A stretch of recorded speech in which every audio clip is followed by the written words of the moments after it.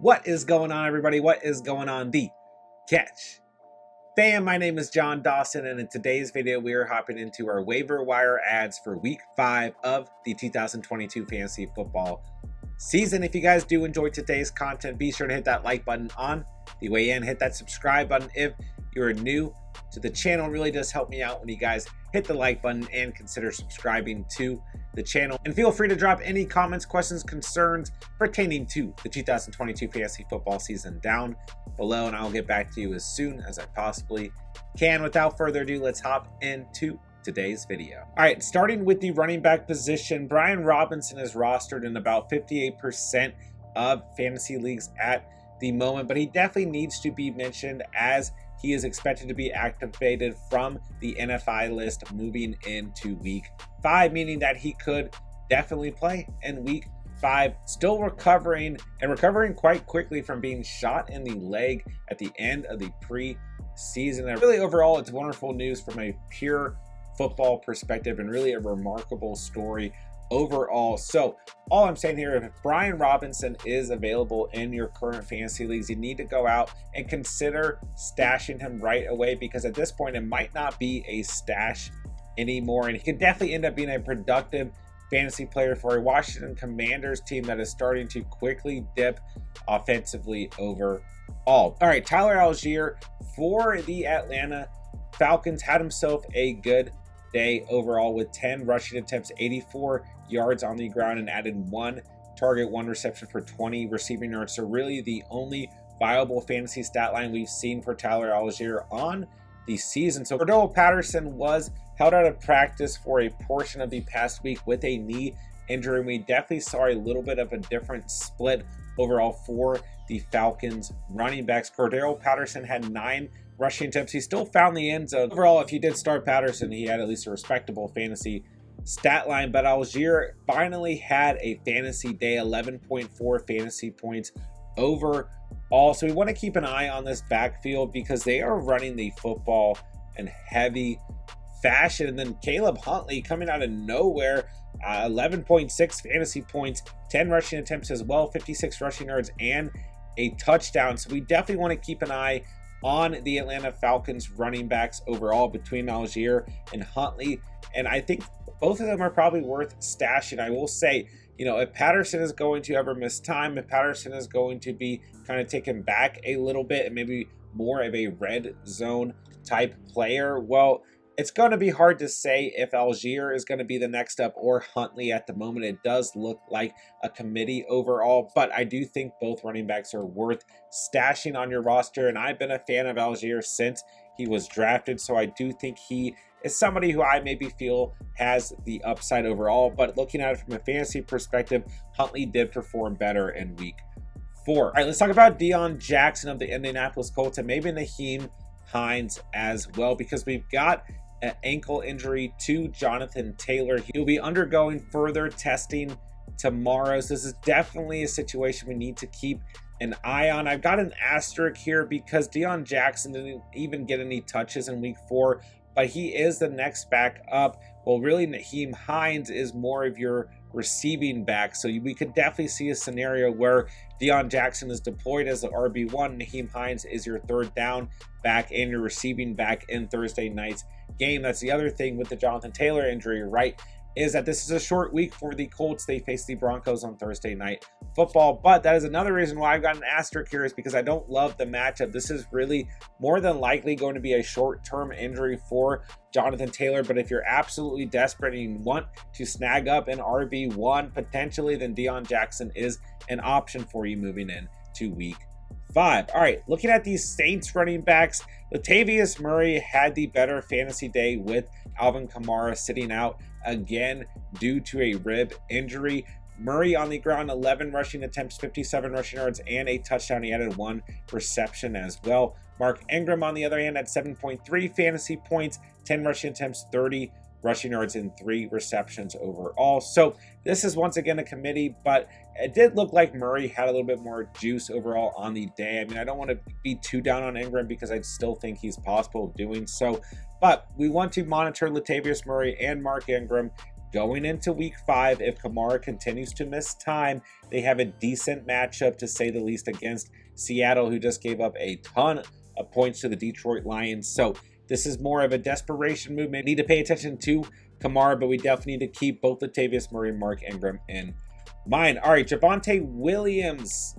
Looks like he's got a knee injury. Does not look good. Hate to see it, man. You absolutely hate to see it. It's looking like it might be a major knee injury. So, from a fantasy perspective, right, Mike Boone had 3 rushing attempts for 20 rushing yards. He had 3 targets and a reception. Nothing too pretty there, but Melvin Gordon had 3 rushing attempts for 8 rushing yards. Nothing pretty there as well. So it's really undetermined who's going to be the lead back for the Broncos if Javonte Williams truly is going to miss potentially the rest of the season. It could definitely be Melvin Gordon, but Melvin Gordon is probably rostered. He's rostered in 76% of fantasy leagues, and Mike Boone is rostered in 0% of fantasy leagues. So Mike Boone is absolutely worth going after on your waiver wires moving into week 5. All right, moving on to the wide receiver position. George Pickens is currently rostered in 58% of fantasy leagues, but he finally had that breakout game, right? 8 targets, 6 receptions, 102 receiving yards, 16.2 fantasy points on the day. Is it a coincidence that when Kenny Pickett comes into the game, George Pickens has a good fantasy day overall? I don't think so. I think these two may have developed a pretty decent chemistry in the off season. So if Pickett continues to be the quarterback moving forward, that is good news for George Pickens, right? And regardless, it's just starting to feel like, you had the one-handed grab in week 3. You have this solid fantasy performance and the solid day overall from a real life football performance in week 4. It's just starting to feel like Pickens is heating up a little bit, and maybe someone that you need to go ahead and get on your roster before it's too late. Let's talk about Josh Reynolds of the Detroit Lions. He's still only rostered in 34% of fantasy leagues, 21.1 fantasy points in week 4 after having 12.8 in week 2 and 15.6 in week 3. He really benefited overall, not just from the game script, which was absolutely wild offensively, but from Amon-Ra St. Brown and DJ Chark, and probably even DeAndre Swift, all sitting out in this game. 8 targets, 7 receptions, 81 receiving yards, and 1 touchdown in week 4. He gets New England in week 5, who did step it up in week 4 in comparison to what they did against the Ravens in week 3, but overall it's still a pretty decent matchup. And if Amon-Ra St. Brown or DJ Chark miss that game, it's just more and more targets for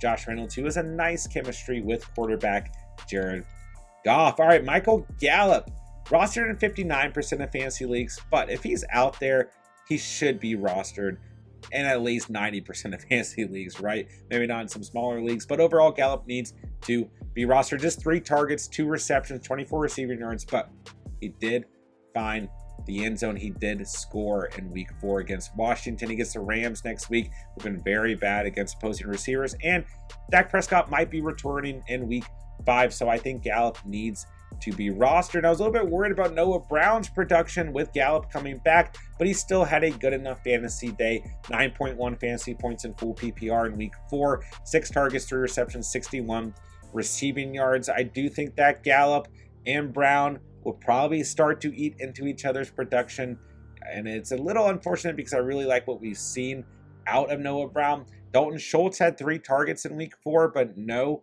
receptions. If Prescott comes back, it's just going to be interesting, right? Because he's probably going to target Dalton Schultz. Noah Brown might start to fade away a little bit because we haven't really seen an insane chemistry with Noah Brown and Prescott, and we know that there's chemistry between Prescott and Gallup. But with all that being said, I still think Noah Brown is worth keeping an eye on, and in deeper leagues, definitely somebody who you can still consider moving into week 5 on the waiver wire. Devontae Parker, the last 2 weeks, week 3, 20.6 fantasy points, in week 4, 10.4 fantasy points, despite the absolute disaster that we saw at the quarterback position with Mac Jones sitting out, then Brian Hoyer getting injured. We saw Bailey Zappi come in, and he played okay, all things considered. I mean, not a good stat line, don't get me wrong, but in terms of keeping his poise, played okay. And Devontae Parker, 2 targets, 2 receptions, 24 receiving yards, but most importantly, he did find the end zone. What I like here is week 5, he gets Detroit, who just looks like a team who's going to be giving up a lot of points overall. So it's a good matchup for Devontae Parker moving into week 5. All right, we talked a lot about the Jets moving into week 4. How does the receiver position change for the New York Jets with Zach Wilson at quarterback and not Joe Flacco? Will Corey Davis really benefited overall? 18.4 fantasy points, 7 targets, 5 receptions, 74 receiving yards, and a score against Miami in week 5. I definitely think the chemistry between Wilson and Corey Davis is something we're going to see throughout the season. Don't get me wrong, though, it could be a little bit inconsistent, but I do think Corey Davis is worth looking at moving into week 5. Isaiah McKenzie just continues to be a player who I personally think should be rostered in a majority of leagues. He's sitting at 43% overall in terms of where he is being rostered in fantasy leagues, but he is dealing with a concussion, so maybe he's a little bit lower overall moving into week 5. Keep an eye on things, but listen, this Bills offense is just explosive enough to support 3 wide receivers overall, and Gabe Davis has really dipped in production since week 1. So I think Isaiah McKenzie, who has a touchdown in 3 out of the 4 games to start the season, is absolutely a player who needs to be rostered. Even if he doesn't have a crazy high ceiling, he should be rostered. But like I said, keep an eye on the concussion overall. It's something we want to monitor moving into week 5. All right, I've got Jamal Agnew on the list. He really benefited from Zay Jones not being active in week 4. 6 targets, 4 receptions, 50 receiving yards, 2 touchdowns, and he is still playing in the return game as well. So listen, Jamal Agnew had some flashes last year and actually some really good fantasy stat lines before getting injured at the end of the season. So I think Jamal Agnew is worth keeping an eye on, but I've got an asterisk here because I think you only want to make this move heading into week 5 if you're in a deeper league and you're in a really desperate situation. It's Houston in week 5, Indy in week 6, the Giants in week 7. So there's some good matchups coming up for the Jacksonville Jaguars, and Agnew could certainly be a piece of that. But if Zay Jones plays in week 5, I really think it brings Agnew's value down. But like I said, in deeper leagues, he's probably worth picking up and just seeing what happens. I think in most of your standard leagues overall, he's probably not worth the waiver ad, but definitely a name to keep on your watch list moving into week 5. All right, moving on to the quarterbacks and tight end positions. I've still got Trevor Lawrence as a quarterback to potentially add moving into week 5. The main reason: he gets Houston in week 5, Indianapolis in week 6, and the Giants in week 7. We just talked about the upcoming schedule on the last slide. I do think Trevor Lawrence could be in line to have a very solid 3 weeks or so in fantasy football, and it could be too late. So I do think Trevor Lawrence is worth stashing at this moment. I still have faith. He was quarterback 10 going into week 4, a really bad game script overall, and a really bad day for Trevor Lawrence in week 4 at 2.6 fantasy points, 4 lost fumbles, and an interception. I totally get it, guys. The Eagles absolutely decimated Trevor Lawrence on an individual scale, although the Jaguars did keep this game semi-competitive, but the rain was a huge factor here.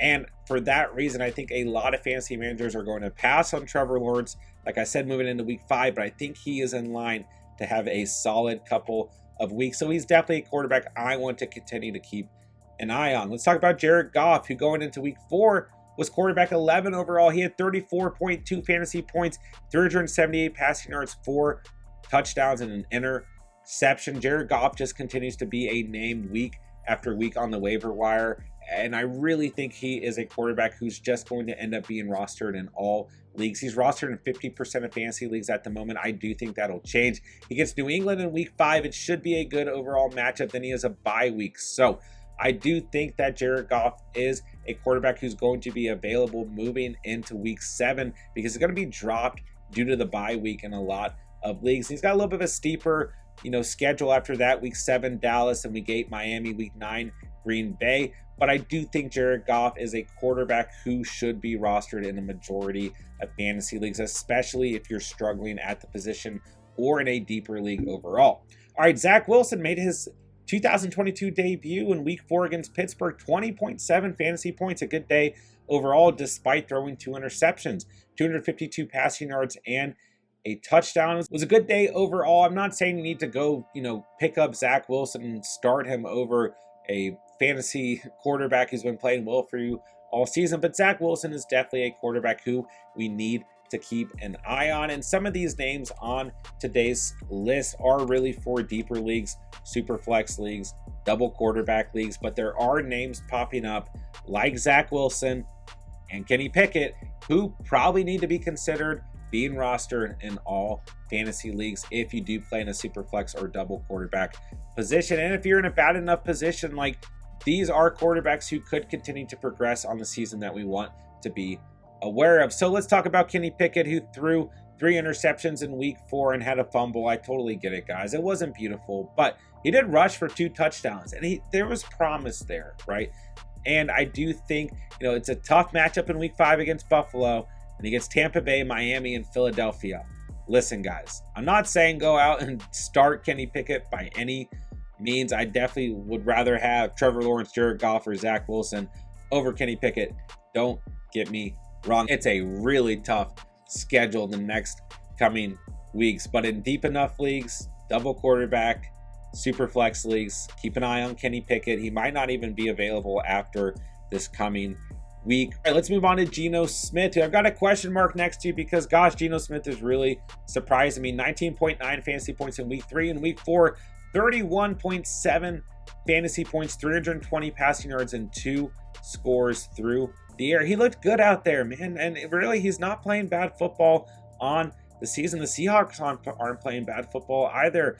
If you take Geno Smith's numbers on the season, you compare them to Russell Wilson's, guess what? Geno Smith is playing better football. Now, will it stay that way throughout the entire season? We'll find out. But listen, guys, like we just talked about Zach Wilson and Kenny Pickett, the better fantasy option is Geno Smith moving into week 5. He gets the Saints, he gets Arizona, he gets the Chargers, he gets the Giants. There's some interesting matchups, some good matchups overall coming up. If you're in a bad enough position, like, I think Geno Smith is definitely worth the ad. And like I said, with Pickett and Wilson, especially in double quarterback and super flex leagues, about time we show Geno Smith a little bit of respect from a fantasy perspective overall. All right, moving on to the tight end position. Tyler Conklin, a tight end I talked about a lot moving into week 4. He is rostered in 54% of fantasy leagues at the moment, but I was really interested to see how is Tyler Conklin affected by the change at the quarterback position. And he didn't play as well in week 4 as he did in weeks 1 through 3, but he still had 5 targets, 3 receptions for 52 receiving yards. Is still a respectable fantasy stat line. Full PPR, 8.2 fantasy points. And I really think at this point, like, this was a big week for me and Tyler Conklin, right? I kept telling you guys, like, if he performs well with Zach Wilson at quarterback, he needs to be rostered in all fantasy leagues. Going into week 4, he was tight end 4 overall, and it looks like he's going to continue to be productive on the season. So I'm a huge fan of Conklin. If he's out there, go out there and snag him up. All right, Hayden Hurst had a score on Thursday Night Football, 11.7 fantasy points, and really in week 1, 9.6 fantasy points. In week 2, 7.4 fantasy points. So outside of week 3, really, Hayden Hurst has been consistent on the season. Going into week 4, he was tight end 11. Like I said, found the end zone against Miami. I do think he is a tight end who should be rostered in a majority of fantasy leagues. He's currently rostered in 29% of leagues. If you're hurting at the tight end position, I do think that Hayden Hurst is someone you can definitely consider picking up. All right, let's talk about Will Dissly, someone we have not talked about all season long. And in week 4, he had 13.9 fantasy points, 4 receptions for 39 receiving yards, and a touchdown. And guess what? That means he has had 3 touchdowns through the first 4 games of the season. He had a touchdown in week 1 and a touchdown in week 3, 13.3 fantasy points in week 1, 12.4 in week 3, a down week in week 2 against San Francisco. But that's still 3 weeks out of the first 4 weeks of the season where he has double-digit fantasy points. We talked about Geno Smith being a player we need to finally show a little bit of respect, at least, to in fantasy football. Well, Will Dissly is tight end 1 and someone he has been targeting enough and finding in the end zone enough that we need to also show him some respect from a fantasy perspective. So he absolutely should be considered moving into week 5 on the waiver wire. That'll do it for today's video. If you guys did enjoy the content today, be sure to hit that like button on the way out. Hit that subscribe button if you are new to the channel. It really does help us out here at the channel when you guys hit the like and consider subscribing to the channel. Feel free to drop any comments, questions, concerns pertaining to the 2022 fantasy football season down below. Adds, drops, starts, sits, quarterbacks, running backs, receivers, tight ends, kickers, defense, whatever it may be. Let me know in the comments down below. And also let me know who is your main waiver wire target moving into week 5. And with that, I'll say thank you guys so much for watching and or listening. And remember, you guys saw it here on The Catch.